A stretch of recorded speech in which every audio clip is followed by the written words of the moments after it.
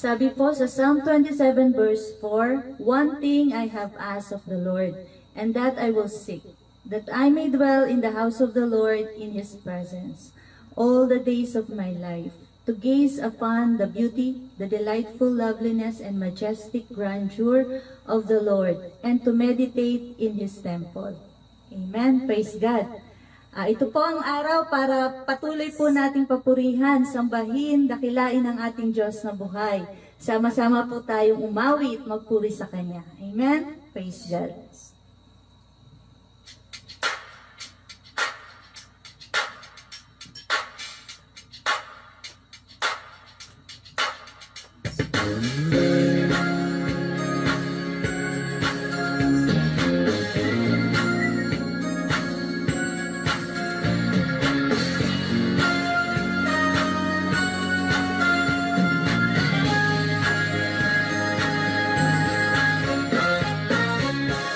Praise is to our God, every word of worship with one accord.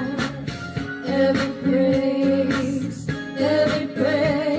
is to our God.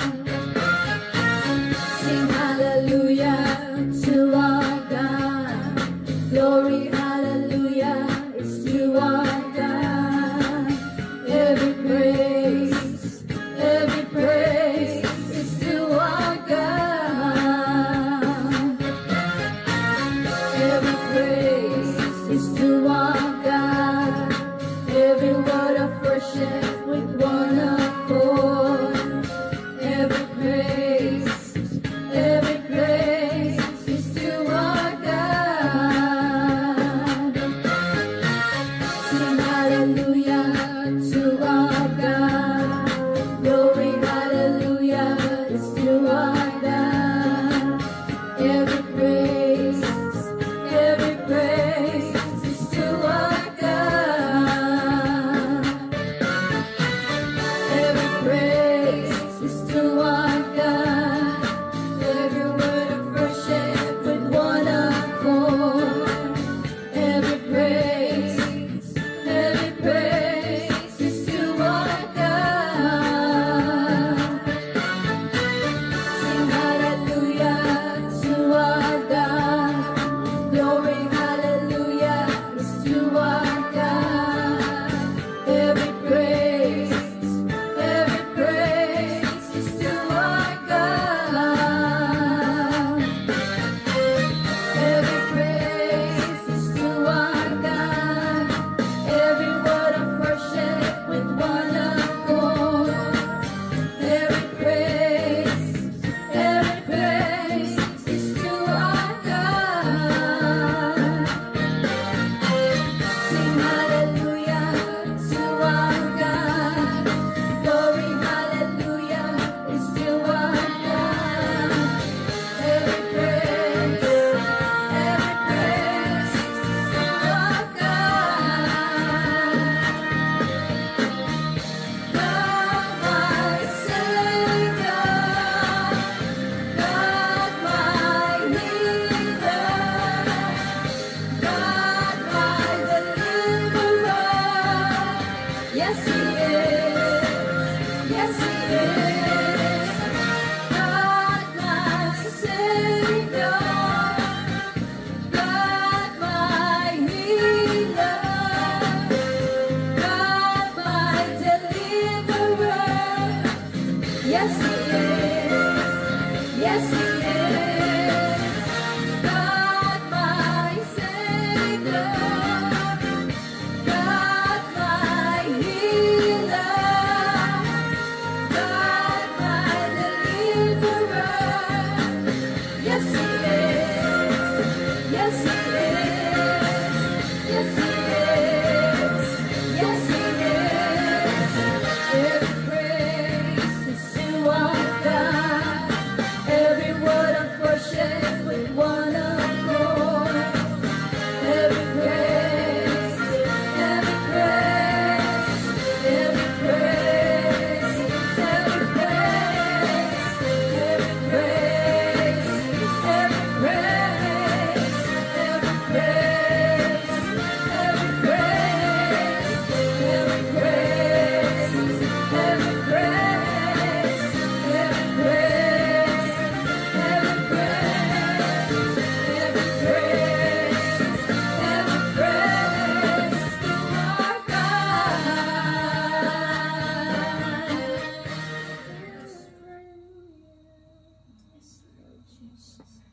glorify your name, O God. Yes, Lord.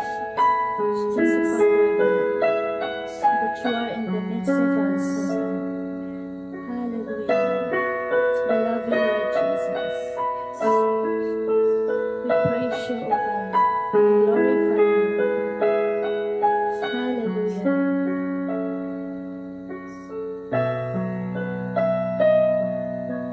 Standing in awe of your grace, setting my feet in your ways,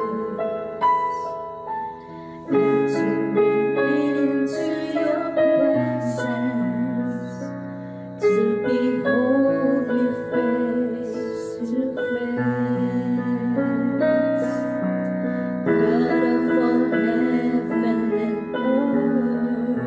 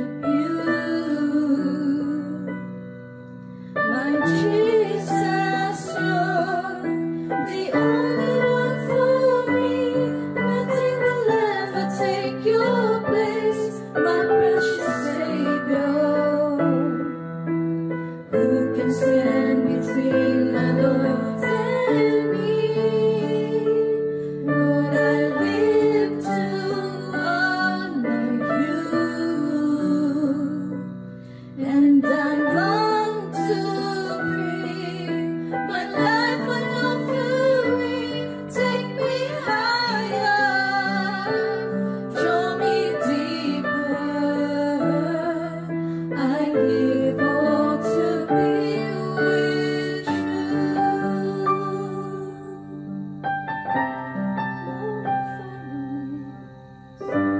Savior of my soul, I confide in you through all my darkest moments. In you I find my peace, my comfort when I'm weak. I trust in you through storm and raging seas. Faithful, you're my God. You're the glory and the lifter of my head. Your light fills my days. It leads me in your ways. Forever I surrender all to you. And I live to worship you. My Jesus, you're the only one for me. Nothing will ever take your place, my precious Savior. Who can stand between my Lord and me? Lord, I live to honor you. And I long to bring my life an offering. Take me higher, draw me deeper. I give all to be with you. And I live to worship you. My Jesus, you're the only one for me. Nothing will ever take your place, my precious Savior. Who can stand between my Lord and me?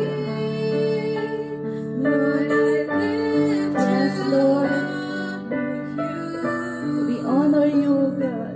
And I long to bring my life an offering.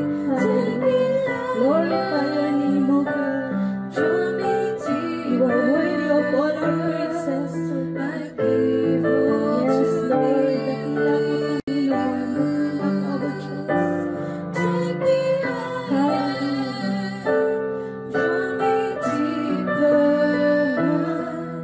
I give all to be with you. Take me higher, draw me deeper. I give all to be with you. Glorify me, Lord Jesus. You are worthy of all our praises, O God. Great is your goodness, O my God. Great is your my goodness, O my God. Hallelujah. We praise you, O my God. We glorify your name, O God. There is none like you, my Lord. There is none like you, my God. We honor you. We praise and lift you high, O God. Hallelujah. Glorify your name, O God. Hallelujah. Glorify your name, O God.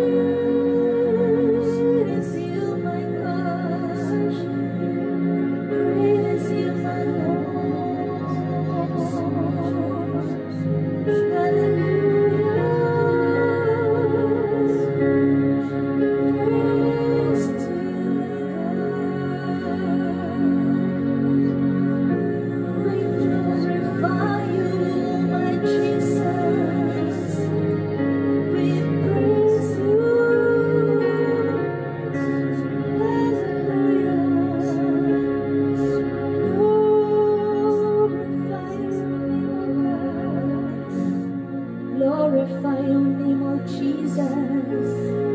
Glorify your name, O God. There is none like you, my Lord. Wala kang katulad, O Diyos. Wala nang hihigit sa iyo, Panginoon. You are the same, O God. Yesterday, today, and forever, O God.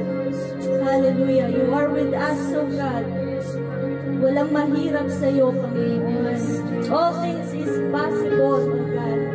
Hallelujah, Lord Jesus. Hallelujah, Lord God. Glorify your name, O Lord. Patuloy ka namin pupurihin, O Diyos. As long as we live, O God, we will offer our sacrifices of thanks, O God, our sacrifices of thanksgiving, O Lord, our sacrifices of worship, O God, to you alone, O Lord, sa iyo lamang, Panginoon. Hallelujah, hallelujah. Sa iyo lang, O Diyos, ang lahat ng papuri, pasasalamat, kaluwalhatian. Hallelujah, Lord Jesus. Hallelujah.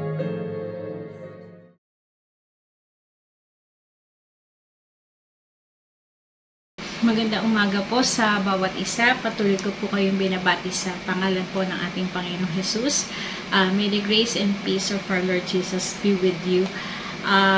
Salamat po kay Pastora Susan sa pagbibigay niya ng platform muli sa akin upang makapag-share sa inyo sa aking tinanggap mula doon sa teaching ni Pastor Wilbert about sa managing your finances well. At before po akong mag-start, let's pray. So, let's bow down our head. Heavenly Father, thank you so much. Today, we humbly come to your throne. We acknowledge, Lord, of your presence. Thank you, Lord, for your Holy Spirit that being with us. As we study your word, open the scripture for us so that we can understand fully kung ano, Lord, yung nais mo sabihin, Panginoon, sa bawat isa sa amin. Ano man, Lord, yung aming pag-aaralan today about the good management of our resources. Lord, help us to understand it, Panginoon. And have your way today. This is our prayer in Jesus' name. Amen. So, ang topic po natin today is yung biblical lesson on good management. So, sabi nga, why do we need to learn about management? No? Bakit nga ba kailangan natin matuto, no, about sa pamamahala? Ano ba yung connection ng pamamahala sa atin? So, last week, no, ituro sa atin ni Sister Jane, no, about the principle of management. Sabi nga, the only way the children of God to enjoy abundant life while living on earth is by observing kingdom principle. So, naging mas malinaw na sa atin na talagang we are here, di ba, as steward ng lahat ng resources na binigay ng Lord. We are here as manager, di ba? Dahil sabi nga ng Psalms 115 verse 16, heaven belongs to the Lord, but He gave the earth to people. At sabi din ng 2 Peter 1:3, He has given us everything we need. Jesus has the power of God, and His power has given us everything we need to live a life devoted to God. So, hindi lang sa finances na gusto ng Lord na magkaroon tayo ng breakthrough, but yung life na gusto ng Panginoon na maranasan talaga natin is maging devoted din tayo sa Kanya. We have these things because we know Him. Jesus chose us by His glory and goodness.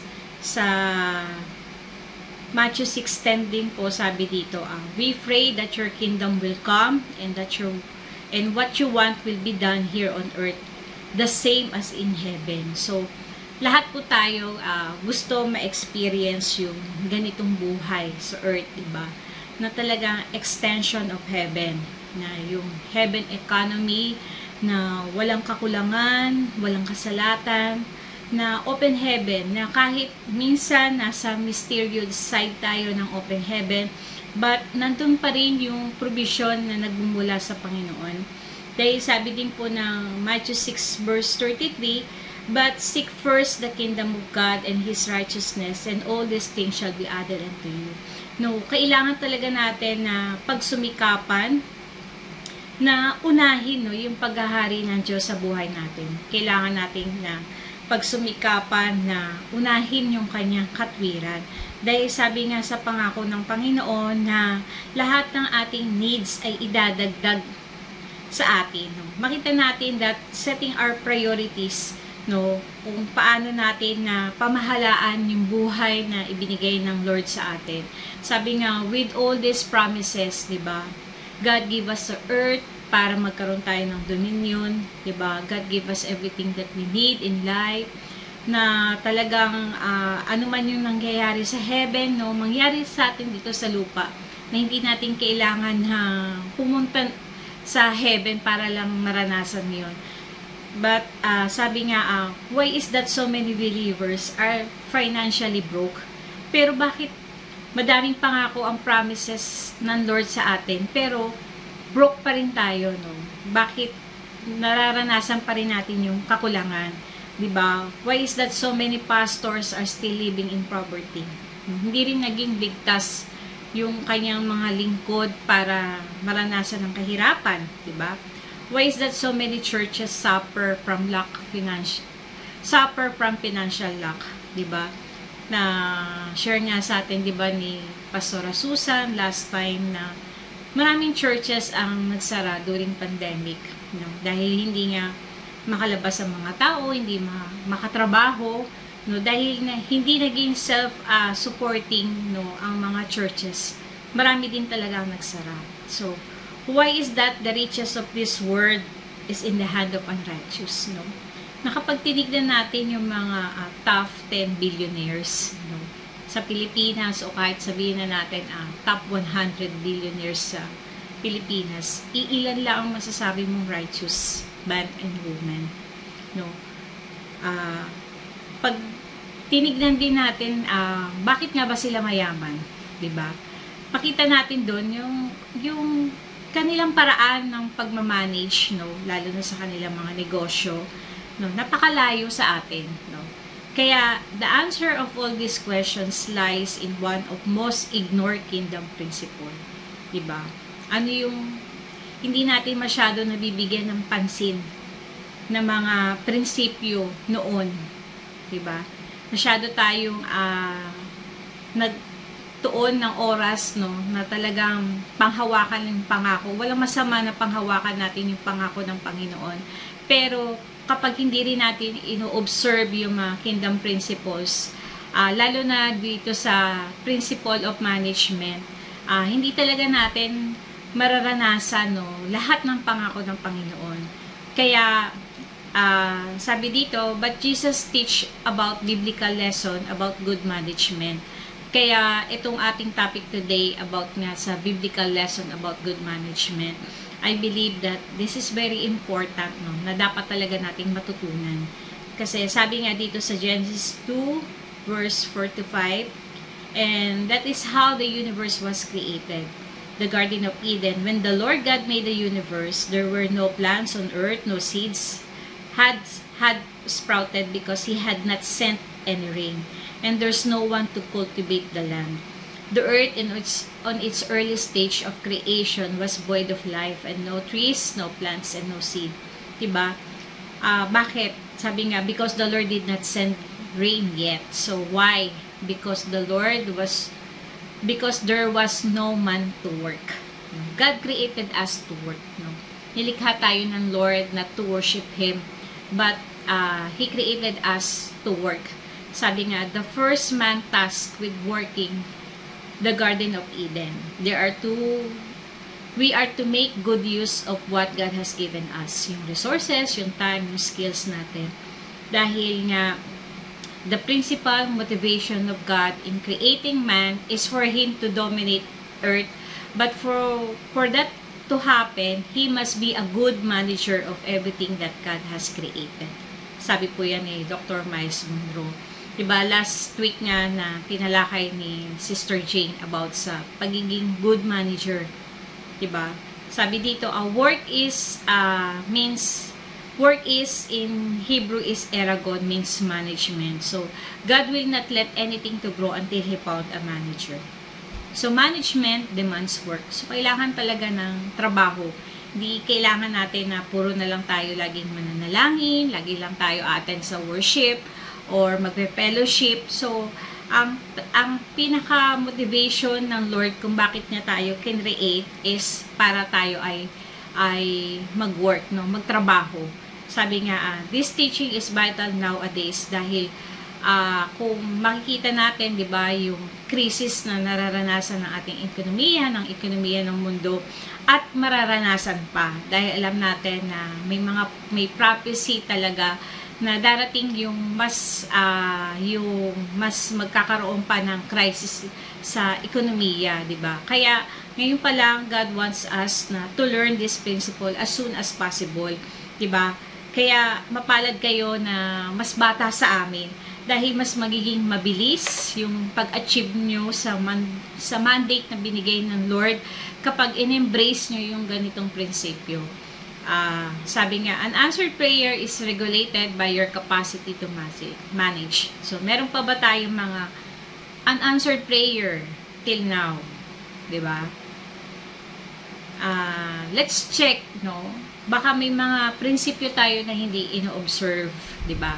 Kasi, sabi nga dito, sa tinuro ni Sister Jane last week, diba? Yung definition ng management. Sabi nga, management is the effective, efficient, correct, and timely use of another person's property or resources for the purpose of which they would delegate with a view of producing expected added value back to the person. So, sabi nga, ang pamamahala ay mahusay, tama, at napapanahong paggamit ng ari-arian o yaman ng ibang tao na layunin ay maipamahagi ito at makagawa ng inaasahang karagdagang halaga pabalik sa taong pinanggalingan nito. Kaya nga sabi natin kanina, diba, that heaven belongs to the Lord, and so it means we are manager na wala tayong sariling pag-aari, no? Kaya inaasahan tayo ng Diyos na yung mga resources na kinreate niya, dinelegate niya sa atin para magkaroon to ng added value, diba? Kaya sabi dito, good management is the key to dominion living, no? According to Pastor Wilbert. So again, what is the key for dominion living? According to Pastor Wilbert, is worship, is ministry, is prayer. So no, sabi dyan, good management. So sabi dito, religious people believe that God operated in emotion.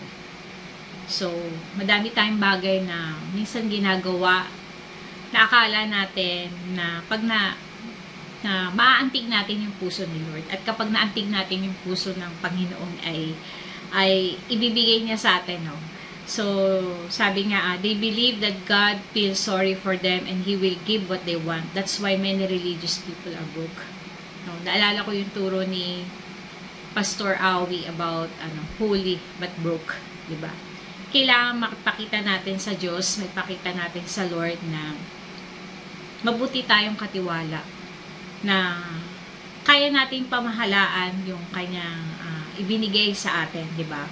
Kaya nga sabi natin kanina na yung mga answered prayer natin, regulated yun, kung paano ba tayo mamahala. Kasi nga, may narinig din akong teaching na God is protecting His creation from bad manager.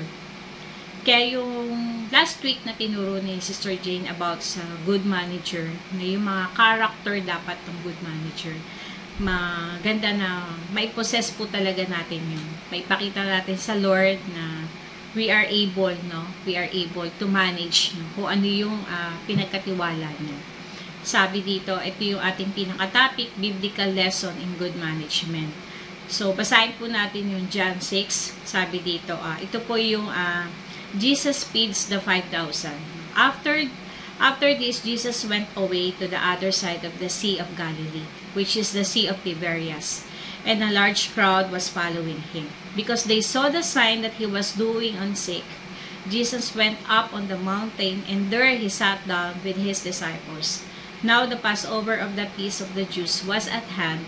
Lifting up his eyes then, and seeing a large crowd was coming toward him, Jesus said to Philip, "Where are we to buy bread so that these people may eat?" So he said this to test him, for he knew himself that he would do it. Diba? Lagi din natin tandaan na tinetest tayo ng Lord, no? Kung paano tayo paano, ano yung gagawin natin sa sitwasyon, di ba, na meron tayo. Pinapaalala sa atin dito dahil alam na ng Lord yung gagawin niya, pero tinitest siya tayo kung tayo ang gagawa, ano yung dapat natin gawin. So, sabi dito ni Philip, Philip answered him, 200 denarii. Sabi dito, worth of bread would not be enough for each of to get a little. One of his disciples, Andrew, Simon Peter's brother, said to him, there is a boy here who has 5 barley loaves and 2 fish. But what they are for so many. So Jesus said, have the people sit down. Now there was much grain in the place. So the men sat down, about 5,000 in number. So inabot ng 5,000, no? Nung pinaupunan nila yung mga tao. Pero ang bilang, 5,000 lang yung mga lalaki. Jesus then took the loaves, and when he had given thanks, he distributed them to those who were seated. So also the fish, as much as they wanted. And when they have eaten their fill, he told his disciple, gather up the leftover fragments, that nothing may be lost. So they gathered them up and filled 12 baskets with fragments from the 5 barley loaves left by those who had eaten. When the people saw the sign that he had done, they said, this is indeed the prophet who is to come into the world. Perceiving that they were about to come and take him by force to make him king, Jesus withdrew again to the mountain by himself. No, sabi nga, there were in the situation that they should feed 5,000 of people, but the resources is very little. Diba? Dahil nga yung mga tao ay sumunod sa Panginoong Jesus dahil sa mga miracles na nakita nila, no, yung crowd, no, umabot ng 5,000. Pero sabi nga dyan, no, hindi yun yung pinaka-actual na bilang, sabi nga ng mga teachers noon, dahil ang bilang lang is kasama, sa bilang is yung mga lalaki. So, dahil sa sitwasyon na napakadaming bilang na dapat nilang pakainin, so yung mga disciples niya, nag-suggest kay Jesus na pauwiin na lang yung mga tao, diba? Dahil in natural mind talaga, kung magpapakain ng ganun kadaming tao, napakalaking gastos, 'di ba? Nakwenta na nga ng isang disciples, sabi niya, 'di ba, mga siguro mga mahigit na 200 denarii yung kanilang gagastusin at hindi pa yun enough. No, sabi nga noong panahon nila ang napakalaking halaga na yun kasi ang 1 denarii is wages ng isang araw ng isang tao. So, talagang yung magiging gastos nila no, pag nagpakain ng ganong karami, malaki. Tapos yung isa namang disciples, no, sabi niya, sa nabasa natin na meron nag-offer, di ba, na bata na meron siyang dalawang fish at yung 5 loaves. Pero, kahit na tignan natin, no, in natural, hindi pa rin talaga sasapat yun. No? From 5,000, compare mo doon sa kanilang resources na 5 tinapay lang at 2 isda. So, minsan, ganito rin tayo tumingin sa mga sitwasyon natin na parang wala ng pag-asa, diba? Minsan, naman nakatingin tayo sa numbers, diba? Dahil konti lang at malaki yung needs, no? Sabihin natin, hindi kaya, hindi ubra. So, pag-aralan natin, no? How did Jesus napakain niya yung 5,000 from 2 fish at 5 bread, no? Sabi nga dito, here we see a miracle took place because of good management. Sabi dito, biblical lesson about good management. Number 1, good management, know that the key to meet the gigantic needs comes from a little thing that is available and that is offered. So, sabi ng verse 5, lifting at his eyes, then the seeing that the large crowd was coming toward him.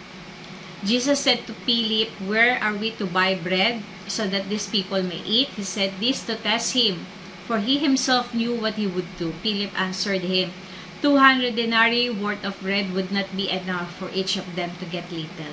One of his disciples, Andrew, Simon Peter, said to him, So, sabi dito, ang mabuting pamamahala, ang susi upang matugunan ang napakalaking pangangailangan ay nagmumula sa isang maliit na bagay na nagagamit at inaalok. No, sa ating binasa, in natural mind, kahit i-calculate natin, kahit anong gawin natin, hindi kakasya yung 5 loaves, 2 breads for 5,000 men. Diba?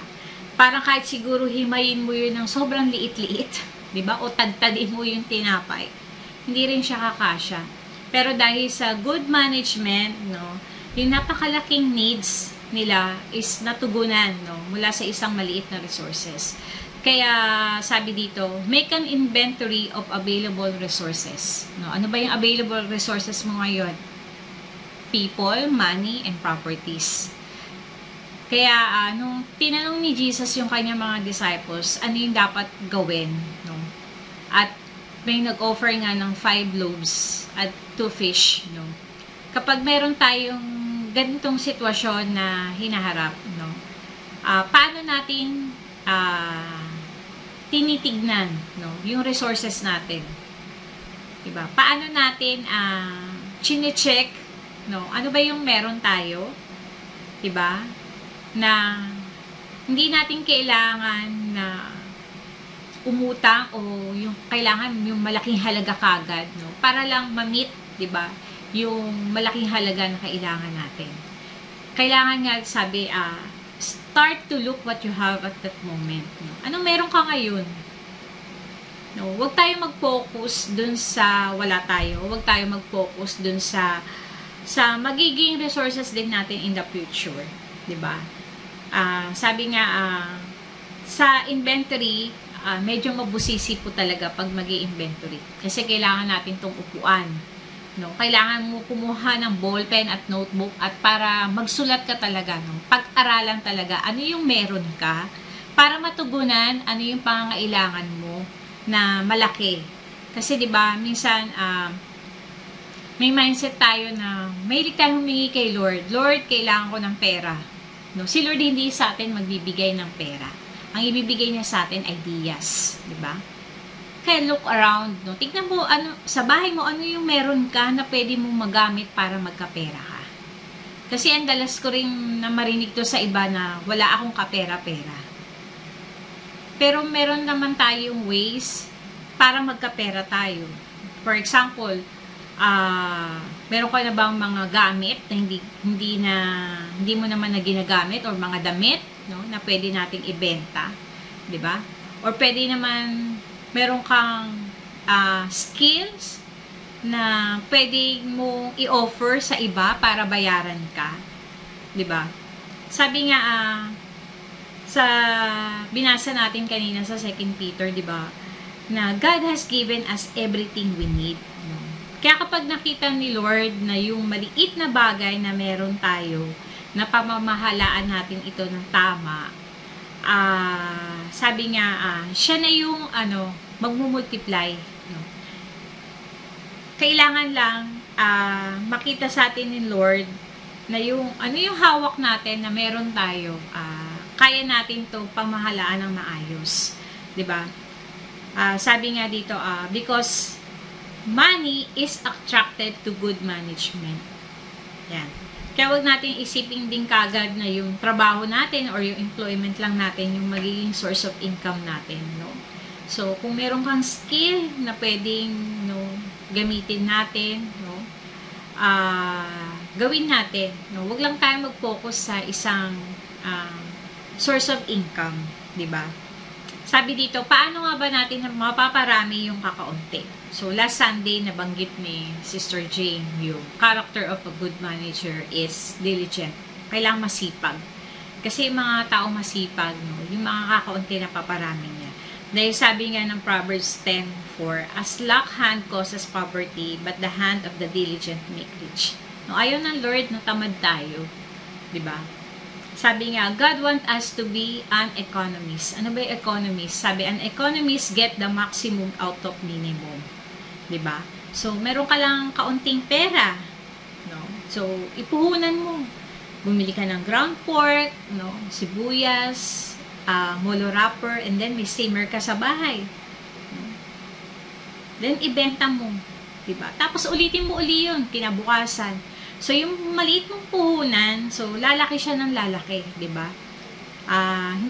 Hindi lang dapat kasi isang beses mo ginagawa yun. Kailangan maging consistent ka everyday na talagang kailangan mo, kung kailangan mo ng income, no, gawin mo siya araw-araw.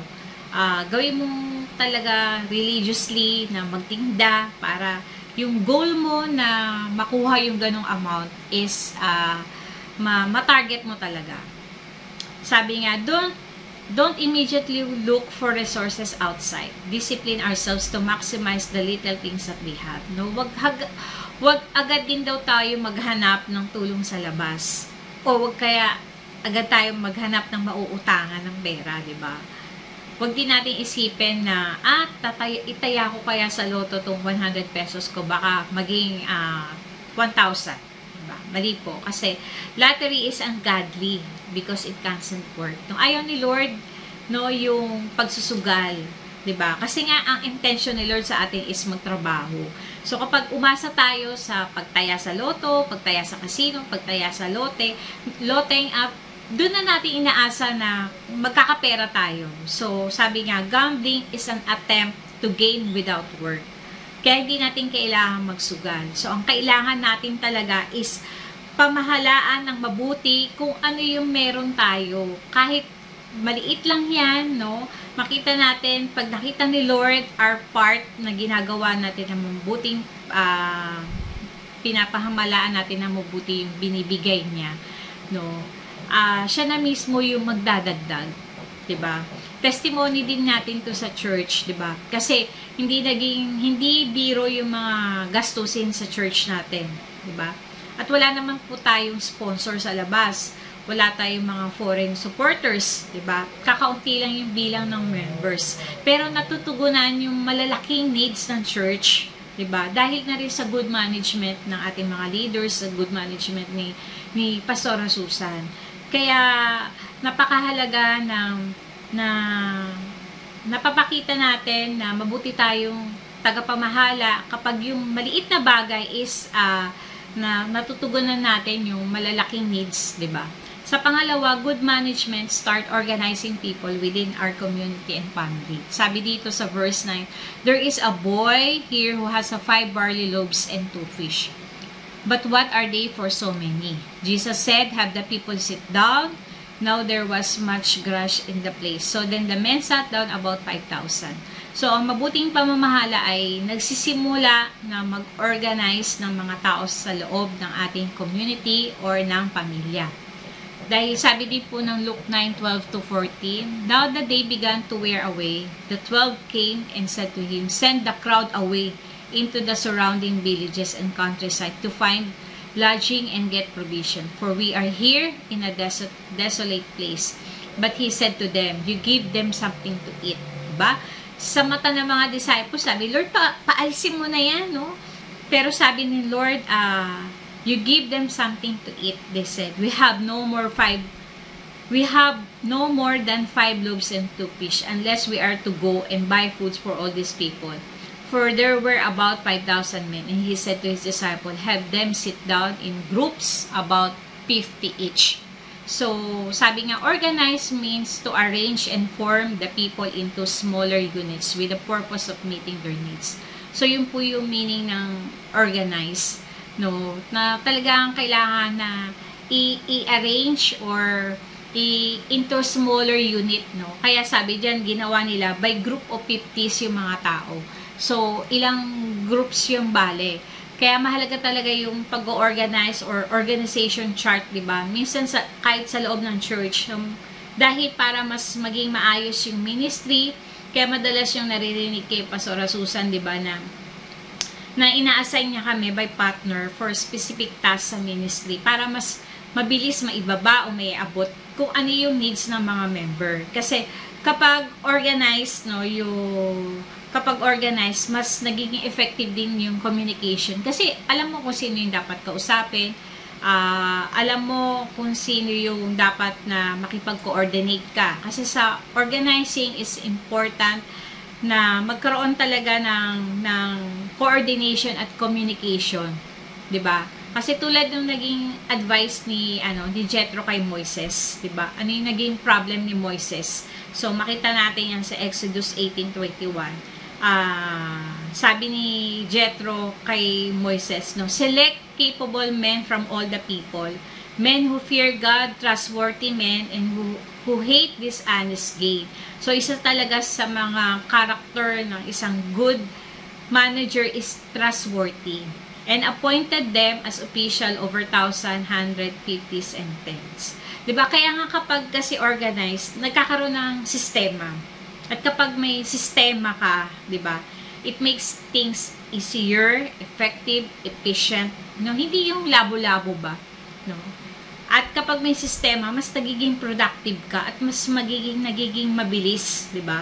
Kasi, kaya, if you want to be a good manager or to be good in management, dapat mag-start talaga tayo mag-organize. No? Start organize people, things, even our schedule. No? Kasi imagine niyo kung yung crowd nun na 5,000 and then hindi na-organize, diba? Walang sistema sa pag-distribute ng pagkain. Malamang stampede yun, diba? So, dahil, syempre, gutom yung tao. So, lahat yun, gusto na mauna na mabigyan. Kaya, napakahalaga ng pag-organize. Kasi, at pwede rin natin itong may apply sa buhay natin. Diba? How? Lagyan natin ng sistema sa loob ng bahay. Gawin natin maayos sa loob ng bahay. Lalo na tayong mga nanay, diba? Tayo yung manager ng ating tahanan.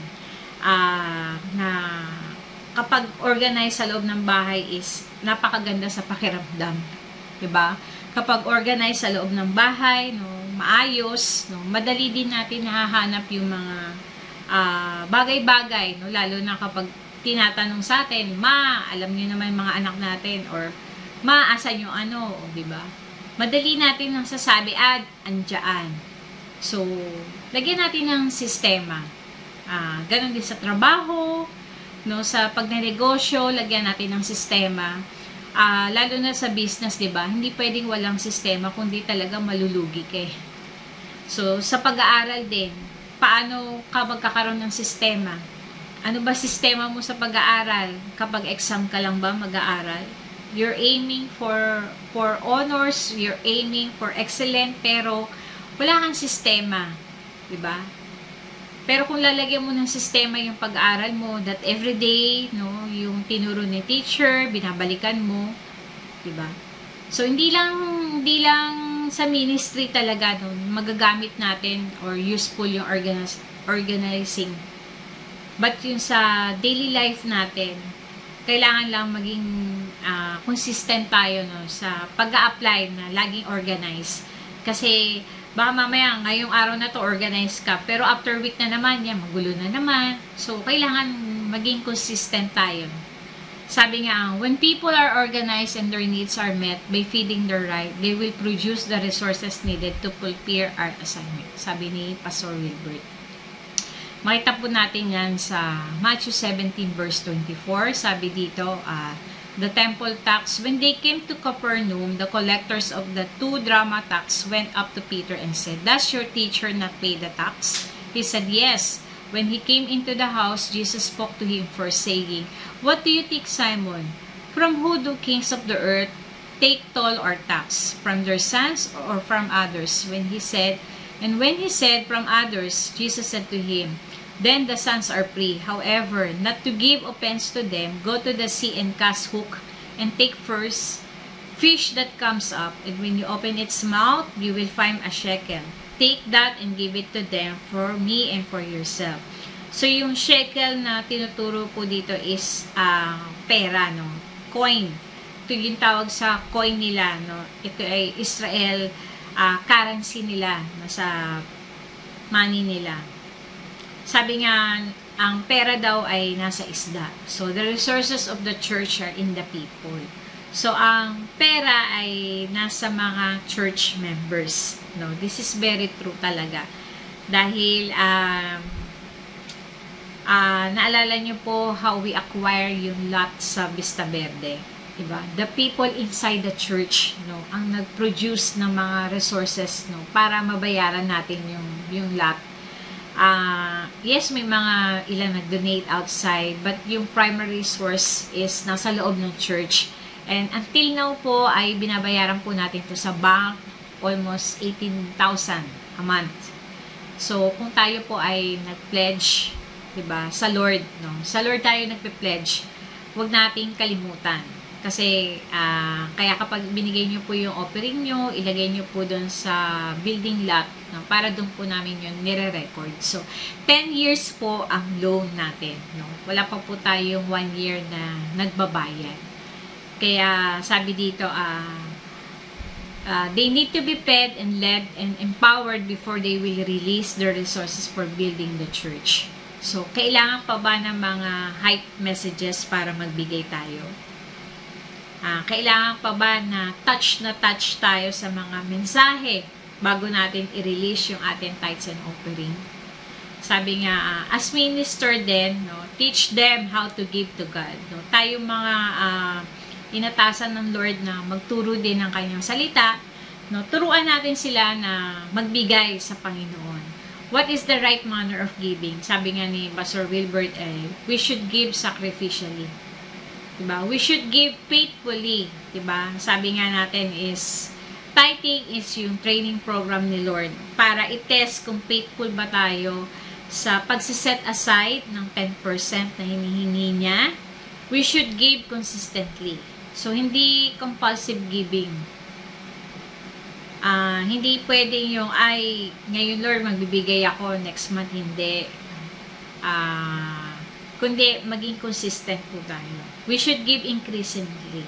Dapat nag-i-increase. Hindi yung pabawas ng pabawas. No? Habang tumatagal tayo sa Lord, kakaunti ng kakaunti ba yung binibigay natin? Diba? Dapat habang tumatagal tayo sa Panginoon, dapat yung pagbibigay din natin nag-i-increase. Hindi yung ang tagal na natin sa Lord, the same pa rin yung atin na ibibigay. Kasi nga, parang pinapakita natin sa Lord na ito lang yung binibigay niya. Diba? So, we should give abundantly. Yan. So, yun po yung manner of giving.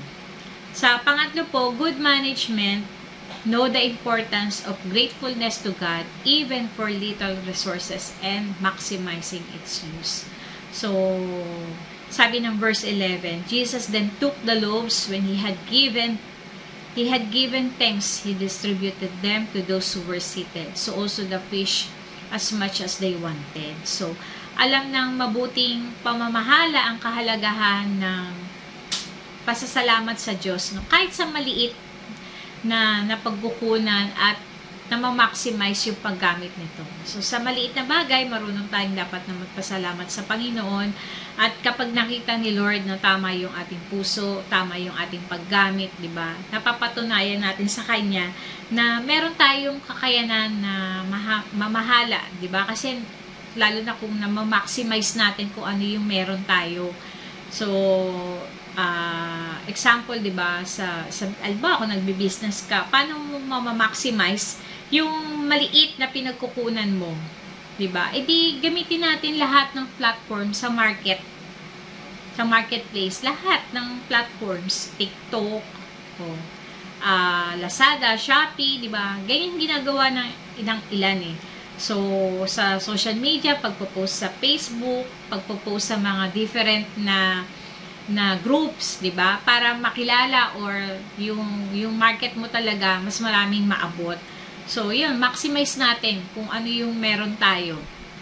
Sa oras din natin, paano natin maximize yung oras natin, 'di ba?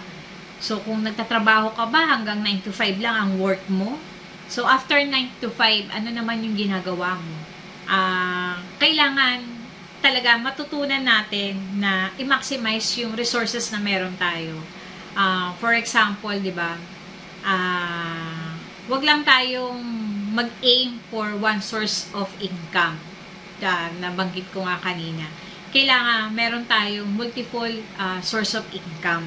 Dahil dapat matutunan din natin talaga mag-invest. O minsan talaga nag-iipon tayo. Pero sa pag-iipon nga kasi, lalo na kung nilalagay lang natin sa bangko, hindi po kumikita yung pera natin sa bangko. Kailangan natin magkaroon ng passive income. Paano ba magtatrabaho yung pera para sa atin? Pag-aralan po natin mag-invest, no? May mga MP2, no? May mga savings sa SSS na mas malaki yung magiging interest mo kaysa yung pera mo nasa bangko, di ba? So, kung magbi-business din tayo, so kailangan lang pag-aralan natin, no? Kasi sa napakadami ng mga scammer ngayon, minsan yung ano tayo parang tawag dito, yung nag-give in tayo doon sa sinasabing mag-invest ka, ito maliit lang na halaga, tapos ang kapalit nun napakalaki. So, wag po tayong maging magpadaya, no, sa ganong sistema naman na yung dahil sabi ko nga lagi, kapag too good to be true, scam na yan. No, yung mga red flags sa ganon, no, maging discerning naman tayo sa ganon. So, ano lang po, kailangan lang marunong tayo magtanong sa mga marurunong, no? Marunong tayo magtanong dun sa tao na alam natin na hindi gusto na mapahamak tayo, 'di ba? So, ask for advice, 'di ba? Sabi pa dito sa pang-apat, good management, no, the power of delegation and people. Sabi nga, Jesus then took the loaves, and when he had given thanks, he distributed them to those who were seated, and also the fish as much as they wanted. So, alam ng mabuting pamamahala ang kapangyarihan ng delegasyon at ng mga tao. Dahil nga sa binasa natin dyan, no, Jesus distributed to those who were seated. So, yung mga tumanggap ng fish and bread, yung mga sumunod sa instruction na umupo sila. Diba? Kaya, if tayo, nakikitaan tayo ng ating mga leader na full of faith, asahan natin na some of their work ay i-delegate sa atin. No, ano ba yung faith? No, hindi yung faith na pananampalataya, kundi yung faith is faithful, available, involved, teachable, and hungry. Diba? So, dapat yung mga qualities na yan, makitaan sa atin para tayo ay bigyan, no, ng trabaho o ng ministry. Yan, sabi nga, dahil alam din natin na hindi naman natin kaya mag-isa. Diba? Lahat ng workload sa church, hindi natin kayang gawin mag-isa. Kailangan lang, alam natin na mag-delegate ng trabaho sa mga taong nakikitaan natin ng faith. Alam natin mag-delegate ng trabaho sa mga taong nakakitaan natin ng faith. Sabi ko nga kanina, faith is yung faithful, available. Kasi hindi naman pwedeng i-delegate sa iyo yung trabaho, tapos hindi ka available, di ba? Lagi kang busy, lagi kang walang time. So, hindi naman pwedeng ibigay sa iyo yung trabaho kung hindi ka rin involved, di ba? Kasi kailangan, dapat yung, sabi natin kanina, di ba? Sa organize, kailangan yung ayon sa, kailangan yung nasa loob, di ba? Ng family or nasa loob ng community, yung dapat na ma-involve. So, kailangan nasa loob ng church. So, kailangan din teachable, no? Kailangan willing tayo na magpa-train, willing tayo na magpaturo, 'di ba? At kailangan hungry, no? Uhaw tayo, no? Uhaw tayo na gawin kung ano yung kalooban ng Panginoon. Uhaw tayo na gawin yung instruction na binibigay sa atin. Kaya sabi nga, kasi ang delegation is the process of distributing and entrusting work to another person. So, yun po yung delegation na talagang dinidistribute natin at pinagkakatiwala natin, no, sa ibang tao yung workload natin. Sabi nga, in management or leadership within the organization, it involves a manager aiming to efficiently distribute work, decision-making, and responsibility to subordinate workers. Kailangan lang well-defined din yung authority na ibinibigay natin kasi it will leads more efficient decision-making process, diba? Kailangan clear yung chain of command para ma-prevent din yung misuse of power. No? Kaya minsan pag may inuutos si Pastora Susan at sasabihin niya, ikaw na ang bahalang magdesisyon. So, pinagkakatiwalaan niya ako na mag-decide, no, doon sa task na ibinigay niya. At kailangan din na maging accountable ako sa kanya. 'Di ba? Kaya nga kapag talaga nag-delegate tayo ng work, we must trust the person, 'di ba, in charge na. Kailangan pagkatiwalaan natin na kaya niyang gawin yung trabahong dinelegate natin sa kanila. At yung tao din naman na binigyan ng trabaho, kailangan maging accountable po tayo dun sa person na nagbigay sa atin ng work o dun sa person na nag-delegate sa atin ng trabaho. Sabi dito sa number 5, good management knows that giving is always the key to multiplying. Sabi po ng verse 11, Jesus then took the loaves and when he had given thanks, he distributed them to those who were seated and also the fish as much as they wanted. No, alam ng mabuting pamamahala na ang pagbibigay ang susi sa pagpapadami. Kasi in natural mind, no, giving is subtraction. 'Di ba? Kung sa isip natin, pag sinabing giving, kabawasan 'yan. Tama? Example, pero na kung 1,000 pesos, binigay ko kay Zoe yung 500. Magkano natira sa akin? 500, diba? Nabawasan. Nabawasan yung 500. But sa verse na to, makita natin na yung bata, hindi niya inisip na kapag binigay niya dun sa disciples, yung baon niya na 5 tinapay at 2 isda ay mawawalan siya. Naipakita ng batang ito na hindi siya greed, diba? Kasi nga, if we allow greed to take over sa buhay natin, it cancel good management. Kaya true enough, no? Nung pagbigay ng bata, ng kanyang ng 2 fish at 5 loaves, napakain yung 5,000, diba? At meron pang sobra. No? Sabi, the power of good management makes limited resources to become unlimited resources, diba? Yun yung kapangyarihan ng mabuting pamamahala. Na yung limited resources ay nagiging unlimited kung mabuti, no, yung ating management. Sabi nga, from limited resources to unlimited resources, that's the power of good management. But what is the key to multiply it? Pero ano yung susi para mag-multiply? Ano po yung susi? Para yung limited resources is maging unlimited resources. Ano yung susi? Give first. Kailangan bitawan muna natin yung ano yung hawak natin. Para ma-receive natin, ano ba yung ina-expect natin sa Lord, di ba? Meron ba pinabibitawan sa atin ang Lord sa oras na to? Kasi ang prinsipyo ng Lord, kailangan ibigay muna natin sa Kanya yung hinihingi niya. Diba? Kasi, tignan nyo po, i-observe nyo yung mga taong kingdom supplier. Yung mga tao talagang napaka-generous sa Panginoon, sa gawain ng Panginoon. Naghihirap ba sila? Baon ba sila sa utang? Diba? Kundi, pero makita natin, yung testimony ng buhay nila, lalo silang binibless ng Lord. Makita natin na yung buhay nila, mas lalong dumadami yung resources nila. Dahil, etong prinsipyo na to na yung giving is always the key to multiplying is nagagawa nila. Sabi nga ni Pastor Wilbert, God can only multiply what is offered and given to Him. Ang kaya lang i-multiply ng Lord is yung mga ibinibigay natin sa Kanya. Yung mga ino-offer lang natin sa Kanya. Kaya hanggat hindi natin binibitawan yung hinihingi ng Lord sa atin, no, hindi kayang i-multiply yan ng Lord. Amen? Kaya, let's check, no, kung sinasabi ng Panginoon sa atin na ito ang susi, no, giving is the key to multiplying it. Baka kinakausap tayo ng Lord na bitawan na natin ano yung hinihingi niya.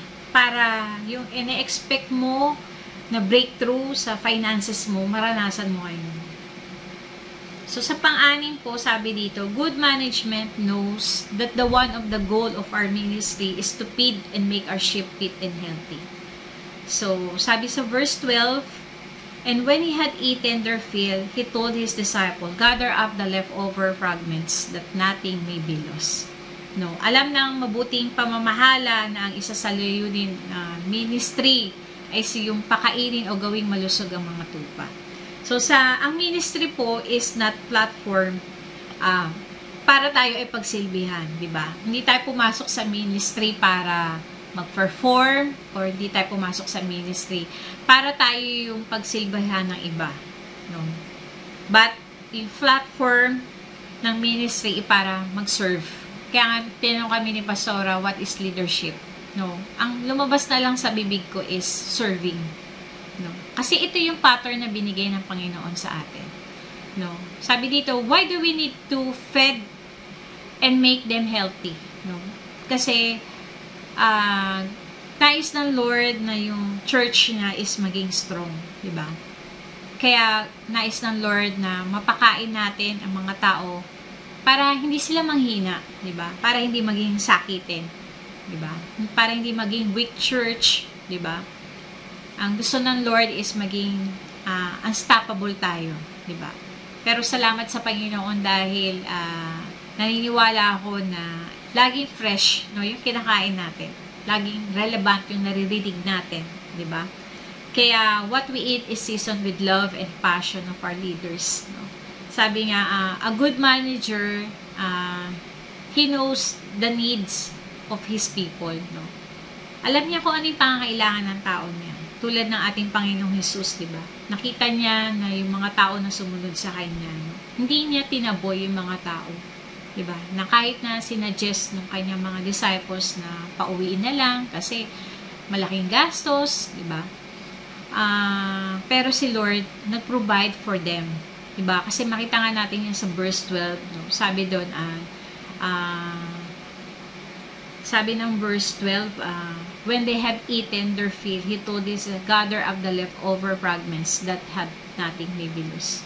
So, nabusog sila at may sumobra pa. Diba? May sumobra pa. So, God's provision is more than enough. Amen? Paniwalaan natin na God's provision is more than enough.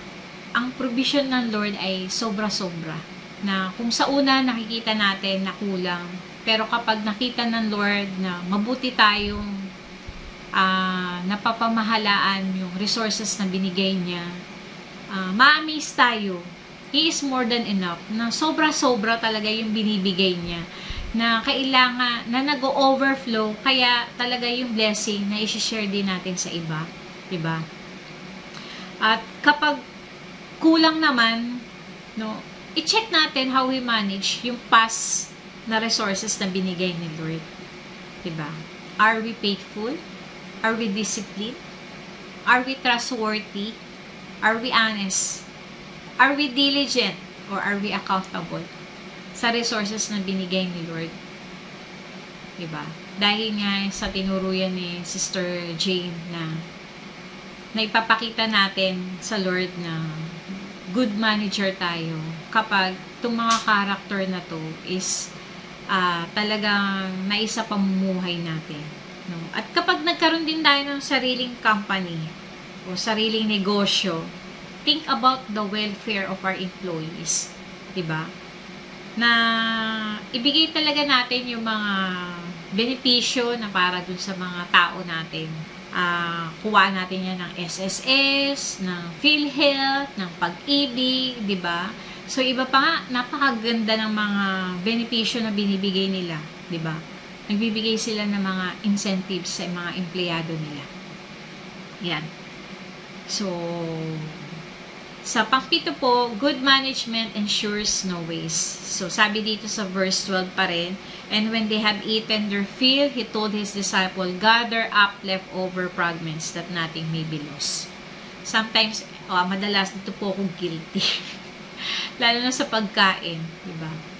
Sa ano na lang minsan, sa sinaing, no? Madalas napapanisan po kami. Hindi na namin alam kung sa bigas ba yun, sa kaldero, na minsan sobra-sobra din yung nabibili, diba? So, ang good management, tinitiyak talaga niya na walang sobrang maitatapon, diba? paano ba natin maiiwasan na magkaroon ng waste? So, dapat, alam natin, ilang lang ba yung dapat isaing, ilang ba lang dapat yung kakain, di ba? Kasi kapag sobra-sobra, ano na nagiging pangat. Alam mo yung pangat? Pangalawang init, pangatlong init, pang-apat na init, no? Salamat na lang sa Lord kasi yung mga anak ko, hindi naman masiselan. Hanggat naiinit, no? Basta kailangan lang tama yung ating, way ng pag-preserve, no? Kailangan lagay natin sa freezer para hindi rin napapanis agad, hindi na itatapon agad, di ba? Kaya talaga papasok din yung kakayanan din natin na mag-budget, no? Yung sakto lang para walang leftover, 'di ba? Or minsan gusto talaga natin yung sobra-sobra. Alam mo kung bakit? Lalo kapag lumaki tayo sa yung deprived tayo noon, 'di ba? May pala 'yun, no? May cost pa rin sa atin. No? Dahil nga nung bata ka o nung maliit ka, deprived ka. So, nung lumaki ka na, may kakayanan ka ng bumili, di ba? Sige-sige na lang din minsan. Parang may dahilan ka minsan na ayoko maranasan ng anak ko yung naranasan ko noon. So, kaya, yan, kung gumastos tayo minsan, di ba? Pagkadami-dami at merong sobra-sobrang natitira. So, hindi natin namamalayan na yung resulta din pala nun is talagang ang daming waste. Diba? At ayaw ni Lord yung may waste, ayaw ni Lord yung sobra-sobra. Tayo, how much time are we wasting? Ilang oras yung na-waste natin? Sa sobrang panonood natin, sobrang pag-Netflix, sobrang pag-games. How much money are we wasting? Ano ba yung binibili natin? Na minsan wala naman ng pakinabang para sa atin. Nadala lang tayo ng mga, yun nga sabi, minsan mga sale. No? How much strength are we wasting? How much food are we wasting? How much clothes are we wasting? So, gawin po natin para wala pong waste. Sabi nga, turn your home into restaurant rather than dining out. Yung bahay natin, gawin natin parang restaurant. Magluto tayo. Turn your home into staycation. Yung bahay natin, gawin natin na magiging sa pakiramdam natin na mas gugustuhin natin na magstay sa bahay. Diba? Turn your home into universities rather than entertainment. Gawin natin yung bahay natin na doon tayo yung matututo, mag-aaral, di ba? Kesa puro entertainment na talagang guilty rin po kami dito na talagang madaming nasasayang na oras. Sabi nga, if we apply the principle of management, God will give us His wealth, di ba? So, sa pangwalo po, good management knows how to reward those who provided the seed and the people who work. Sabi po ng 13, so they gathered them up and filled the 12 basket with fragments from the 5 barley loaves left those who had eaten. So, ang mabuting pamamahala ay marunong magbigay ng gantimpala sa mga nagbigay ng binhi at sa mga taong nagtrabaho. So, napapakita talaga din natin na mabuti tayong tagapagmahala kapag marunong din tayo mag-reward sa mga taong nagbigay sa atin or tumulong sa atin. So, this last few days nga, di ba, sa mga graduation, ang dami ko nakikita sa Facebook na mga posts na sabi nga ng mga graduates, no, nagte-thank you, puro thank you, tapos sabi niya, babawi din po ako sa inyo. So, andun yung na marunong tayo mag-return, di ba? Yung mga bagay na ibinibigay sa atin. Mag-return ng favor, di ba? Kasi kahit nga naman sa trabaho, di ba? Yung mga company na nagbibigay ng incentives, lalo na after, di ba, merong mga annual performance evaluation. So, yung iba nga, kapag naka 5 taon ka, may incentive sila. Kapag naka 10 taon ka, may incentive sila. So, may mga loyalty awards, ganon. Kaya, kung sa secular world, ginagawa nila to, dun sa loob ng church, pwede rin natin gawin, di ba? Na nagbibigay tayo ng mga incentives sa mga volunteer workers, yan. So, nung last time nga, may pinapanood kami ni Zoe na K-drama. Yan, dalawa na kami ng K-drama. No, dahil may nagawa siya dun sa company nila na solution dun sa problema ng company. No, nag-offer ng cash gift yung pinaka-may-ari. No? Pero tinatanggihan niya yung cash gift. No? So, sabi niya dun sa may-ari, ayaw niya. No? Nagulat yung may-ari, bakit ayaw niya ng cash gift? No? Ang naging sagot niya talaga, ang gusto niyang kapalit dun sa ginawa niya, ilagay na lang dun sa evaluation report niya yung dapat na matanggap niya incentives. Kasi mas gusto niya na ma-promote siya, no? Kesa dun sa tumanggap siya kesa tanggapin niya yung cash gift. Kasi sabi nga niya dun sa may-ari, kung mapopromote ako, mapupunta ako dun sa department na yon, mas malaki yung magiging sweldo ko. Ganun din, if we believe that God is our employer, at alam natin that we're doing yung work na pinapagawa niya, at nakita ni Lord na we are a good manager, that we are good in management, expect a reward from the Lord. Diba? So, expect a reward from the Lord. Kasi kung yung tao nga, marunong mag-reward, si Lord pa kaya hindi marunong mag-reward? Diba? And I believe that God is very generous. Diba? Kesa sa mga local and foreign employer natin. So, siya ang ating employer.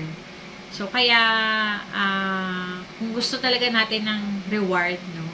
Mauna na maipakita natin sa Lord that we are good in management. Amen? That we are diligent, no, sa work na ibinigay niya. Amen.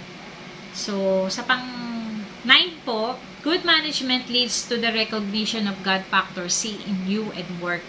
So, when the people saw the sign that he had done, they said, this indeed the prophet who is to come into the world. So, ang mabuting pamamahala ay humahantong sa pagkilala sa salik ng Diyos na nakikita sa iyo at sa trabaho. So, the people will see how God work in you. So, example po talaga natin dyan si Daniel, si Joseph, diba? Na napakagaling nila sa administrative work na even yung kings na pinagsuserva nila na notice yung God factor sa buhay nila. Diba? So, sa pang-10 po, maubusan na po ako ng oras kaya nagmamadali po ako. So, good management know how to avoid people who wants to take advantage of you. So, perceiving then that they were about to come and take him by force to make him king, Jesus withdrew again to the mountain by himself. So, ang mabuting pamamahala ay marunong umiwas sa mga taong gustong samantalahin ka. Yan. So, kailangan discerning tayo, may discernment spirit tayo, no?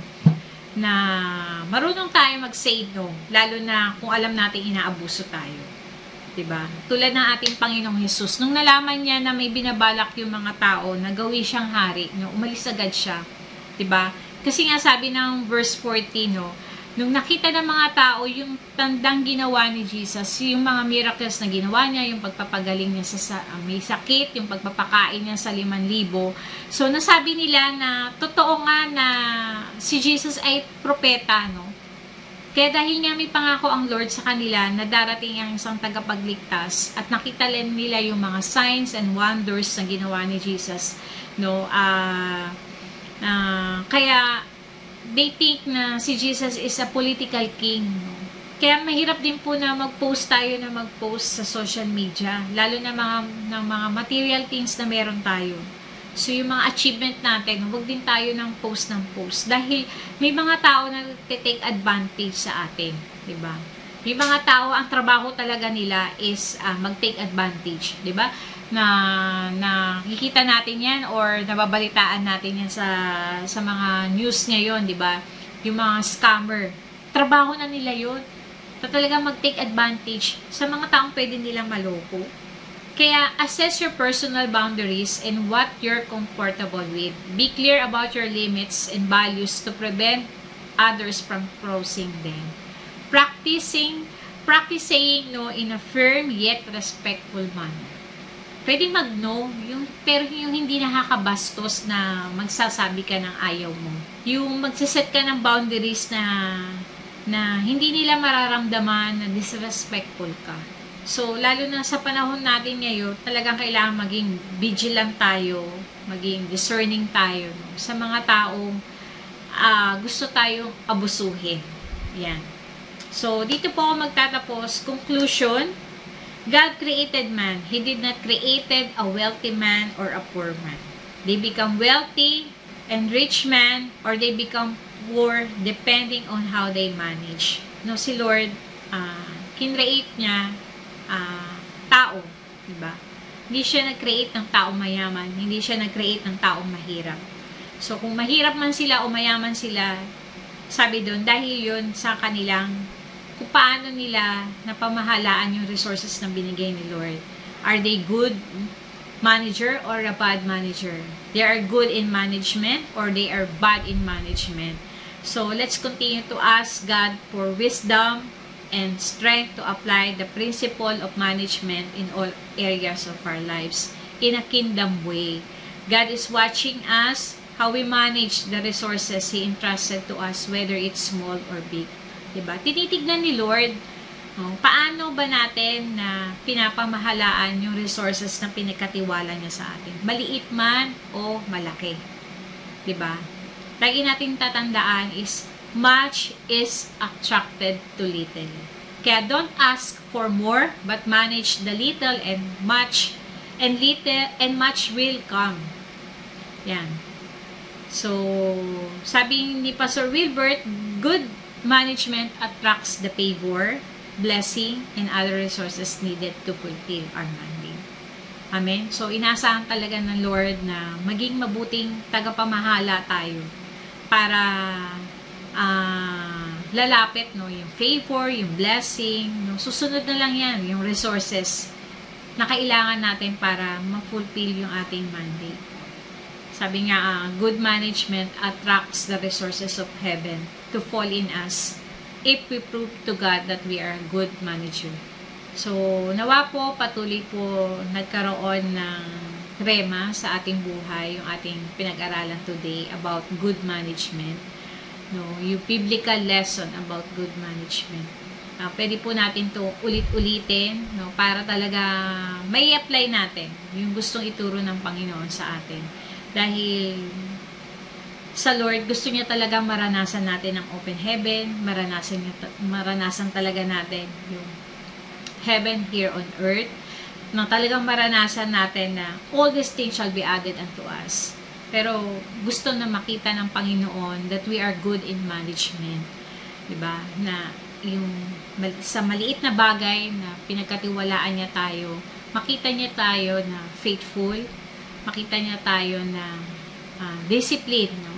Makita niya sa atin na we are trustworthy. At sabi nga natin kanina, much is attracted to little. Amen?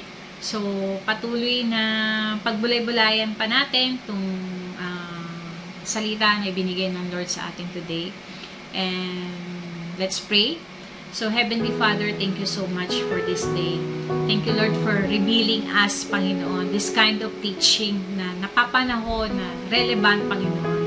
Help us, Lord, to apply what we receive about the principle of good management. Help us, Lord, to be a good manager of all resources that you have given us. Makita mo, Lord, yung desire namin na maging mabuting katiwala mo sa lahat ng ibinigay mo sa amin, Panginoon. At kung, Lord, nakikita mo na hindi kami naging maayos na katiwala, forgive us, Lord. Patawarin mo kami, Lord, sa lahat ng nasayang namin na oras, sa lahat ng nasayang naming panahon, sa lahat ng sayang naming resources, Panginoon, na hindi kami naging mabuting katiwala. Forgive us, Lord, and help us, Lord, na talagang mai-apply namin, Panginoon, itong prinsipyong ito, Panginoon. Huwag mo hayaan, Lord, na maging religious kami, Panginoon, para masira yung potential na inilagay mo para sa amin.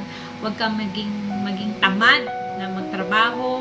Huwag kami umasa, Panginoon, sa pangako ng ibang tao, Panginoon. But Lord, salamat sa pagkakataon na ibinibigay mo sa amin para magsimula muli ng tama at ng accurate.